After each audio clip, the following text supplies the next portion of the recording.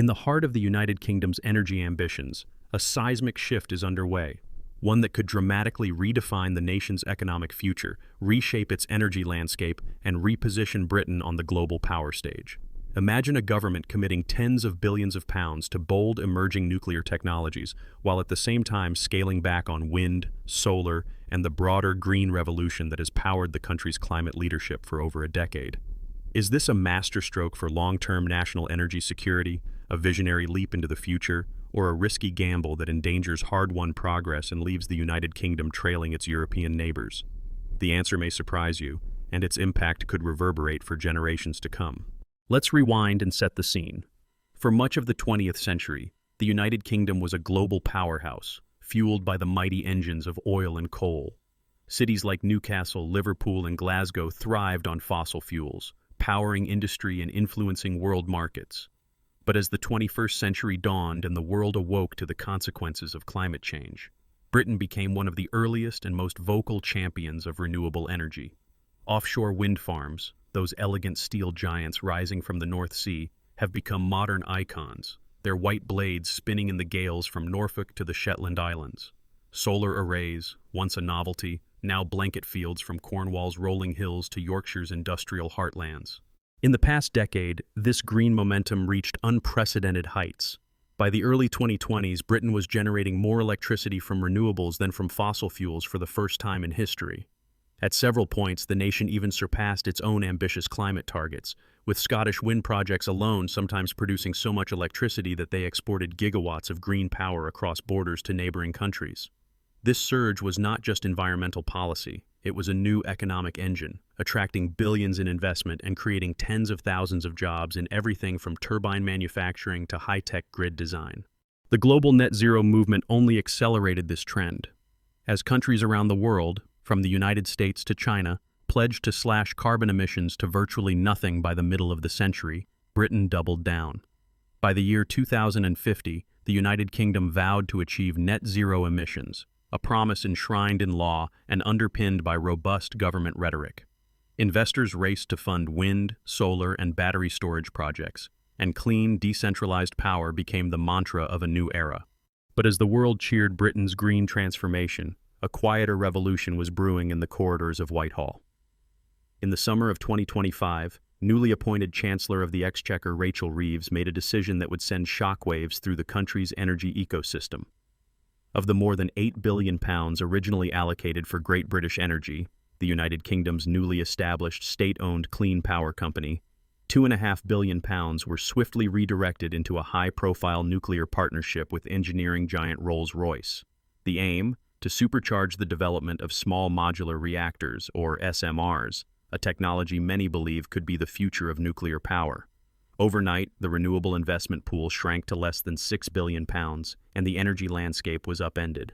This move, announced as part of a broader budget reshuffle, sparked immediate outrage among green advocates and political leaders, particularly in Scotland, where renewable energy has become both an economic and cultural touchstone.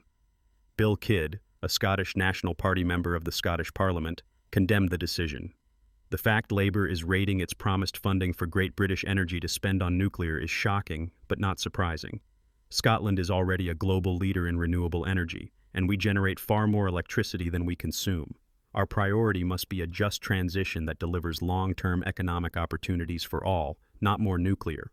Many environmentalists echoed these concerns, warning that the reallocation represented a betrayal of efforts to build a truly sustainable, community-driven energy system. For them, the shift was more than just a budgetary tweak. It was a philosophical pivot, away from the distributed local power of renewables toward the centralized, capital-intensive world of nuclear megaprojects. Yet others saw opportunity in the government's new direction. Gwen Parry-Jones, a seasoned energy expert and CEO of Great British Nuclear, offered a contrasting perspective. Nuclear is the cornerstone of the United Kingdom's energy strategy, she argued. While renewables will continue to play a vital role, only nuclear can provide the scale and reliability needed to decarbonize the grid and ensure energy independence. So, what triggered this dramatic pivot, and what does it mean for the future? At the heart of the government's new strategy lies an audacious ambition to triple Britain's nuclear output by the year 2050, reaching a staggering 24 gigawatts of capacity. That is enough, in theory, to power nearly every home in the country. Key to this vision are small modular reactors, or SMRs, such as those designed by Rolls-Royce, a company that embodies British engineering prowess and has deep roots in both civil and military technology. SMRs offer several tantalizing promises. Unlike traditional nuclear plants, which are massive, expensive, and often plagued by construction delays and budget overruns, SMRs are compact, factory-built, and designed for rapid deployment. Each unit is projected to generate hundreds of megawatts of low-carbon electricity, with enhanced safety features and the flexibility to be sited at decommissioned nuclear locations or even near industrial clusters in need of clean heat and power.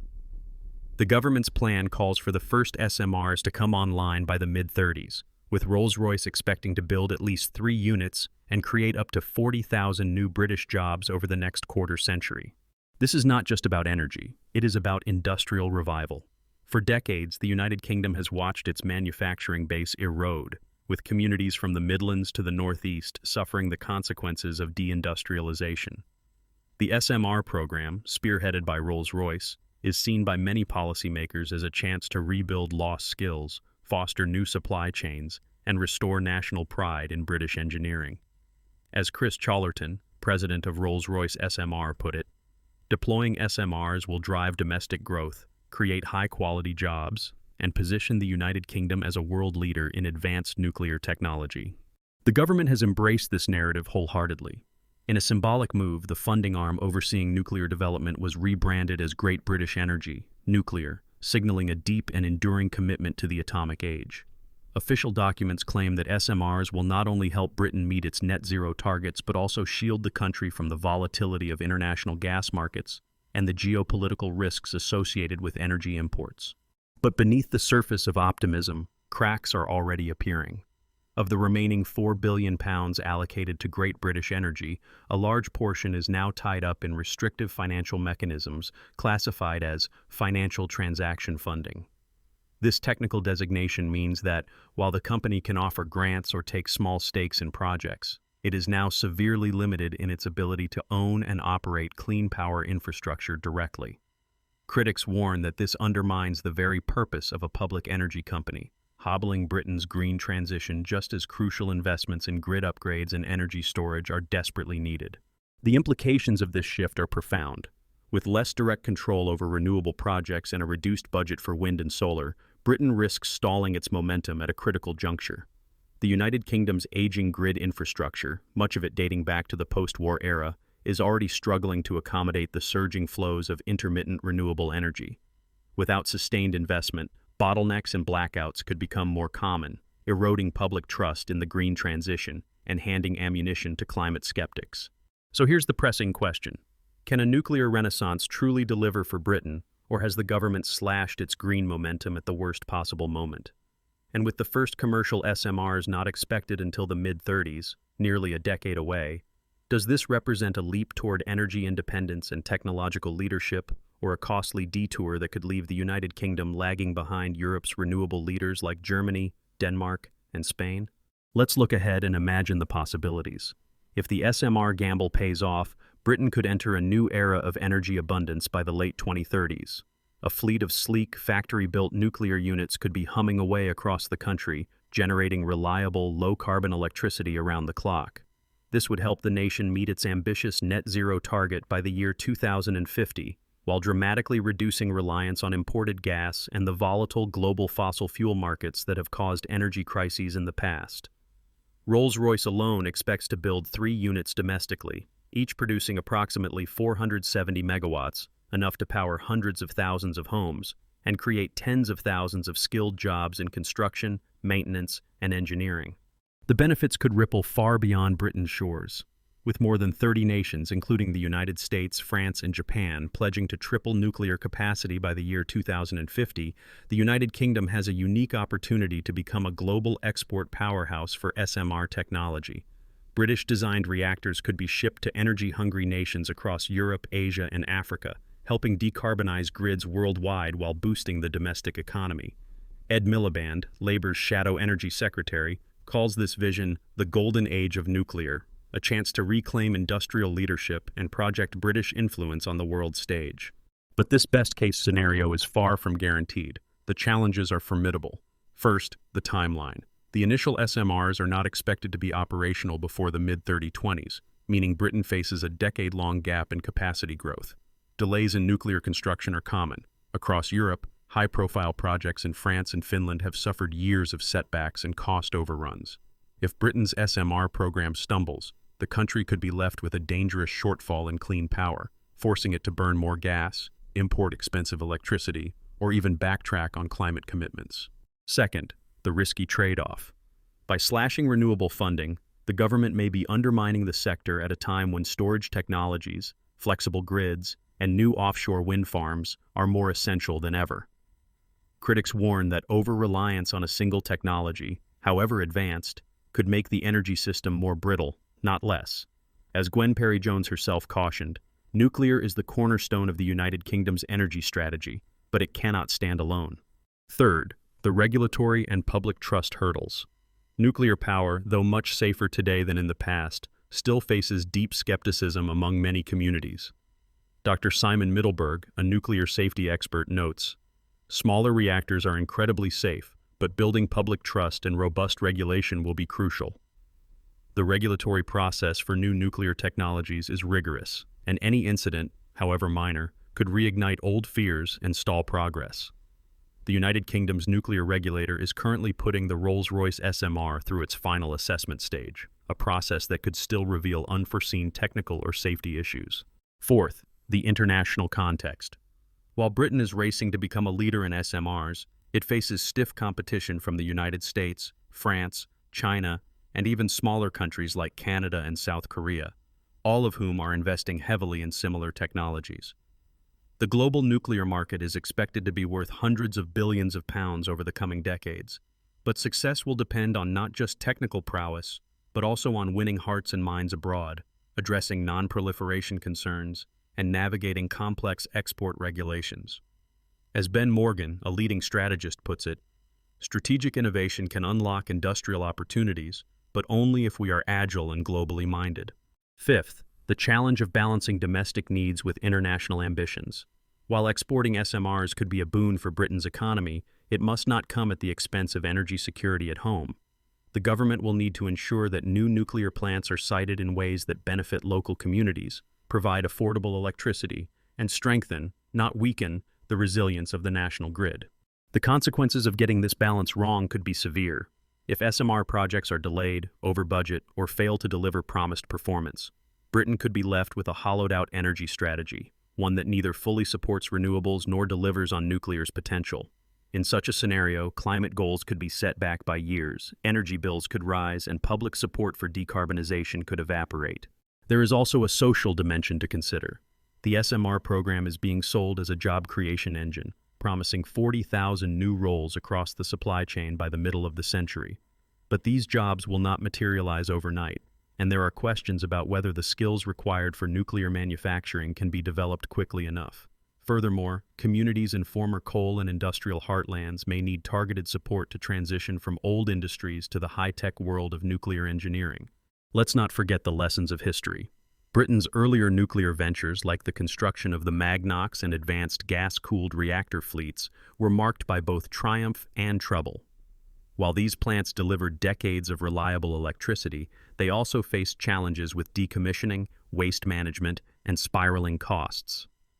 Today's SMR advocates argue that lessons have been learned and new technologies are safer and more cost-effective.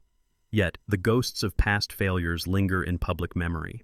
So, what does all this mean for you, the investor, the policymaker, the taxpayer, or simply someone who cares about the future of energy and the planet?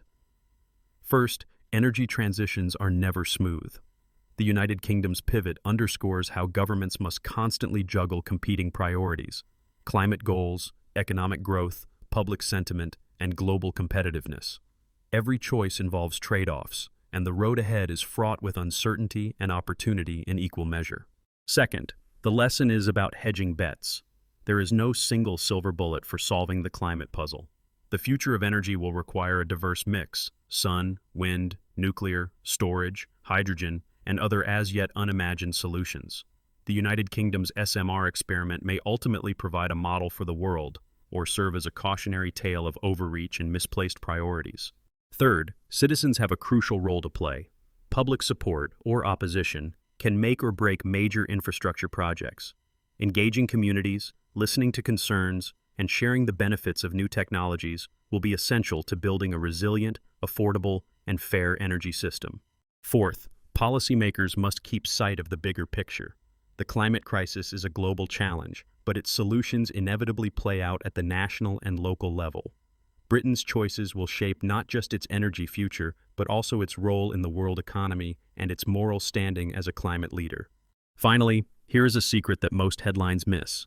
Much of the current nuclear push is also about reviving British industry and national pride.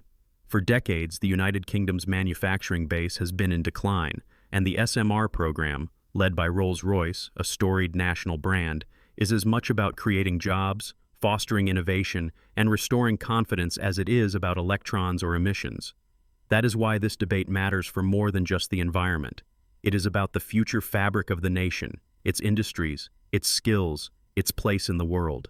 So, is Britain betting wisely or risking it all on a nuclear roll of the dice? The answer, as always, is complicated. Success could mean a booming green economy, new export industries, and a cleaner, more secure future. Failure could set back climate goals, inflate energy bills, and delay the transition to a new era. The only certainty is that the next decade will be decisive, and the choices made now will echo for years to come. What do you think? Is the United Kingdom's nuclear shift a visionary move or a high-stakes gamble that could derail the green revolution? Are small modular reactors the future, or is Britain turning its back on proven sources like wind and solar too soon? Let us know your thoughts in the comments below. If you found this breakdown insightful, hit like and subscribe for more deep dives into the future of global energy and technology. Until next time, stay